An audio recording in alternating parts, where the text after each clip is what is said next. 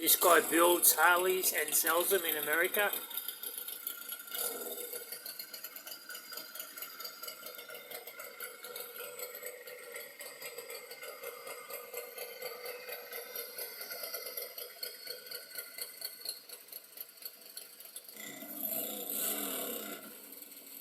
They're just tuning it up. It's carby.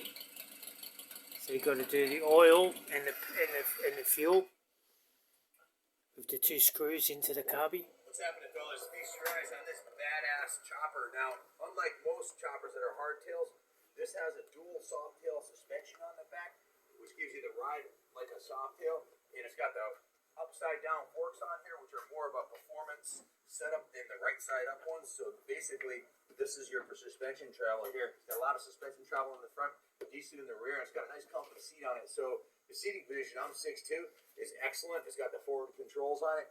Massive rear tire on this thing. Look at the rear tire on this. It's a 250/40 R18. Has a brand new gold chain on there. You can see the sprocket is like new. Lots of good on this bike, but it does have some issues I'm going to need to disclose. We've invested $4,399 in 26-hour shop labor plus over $1,000 in parts, and we're going to sell it as is. The bike, as demonstrated in the video, runs. This is a super stock S&S big block aluminum motor, and if you look at those cylinders, those are the cast iron. These are drag racing cylinders. That's what they put on the drag racers. I don't know the exact cubic inches because the guy that originally built this died.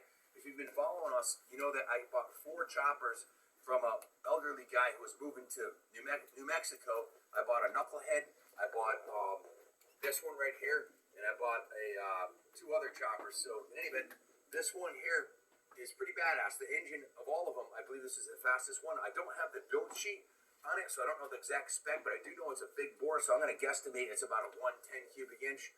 S&S cranks, S&S, everything from the block to the top of the cylinder head is all S&S, including the carburetor.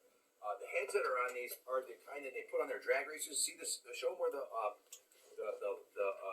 breather line goes into the cylinder head. That's a calling card of their drag racing engine. So I haven't ridden it with it running right, so I haven't got the full experience, but I did pull clean a few times. Had a couple issues. The spark plug wire fell off when I was riding it, and then it fell off again on the front. So I think when we were done working on it, we just we forgot to put it fully on because we weren't sure if we were going to do a road test. The reason we weren't going to road test it is it's got an issue with the primary. It's going to need to replace the inner primary and the starter. The inner primary has been cracked and welded, and it wasn't done quite properly, so the starter and the primary are not working in unison perfectly. You might be able to fix it. We don't have the ability to do that in-house. It would be a machine shop thing. It'd probably be less expensive. Just buy a new primary for it. But the engine, the compression's 195 PSI. It's got a big lumpy cam, and it's a fire-breathing Dragon. The oil tank is good. Swing arm's good. It's got a big, fat Chopper Zinc style rear fender on here. There are some Choppers Inc. labeled parts on here.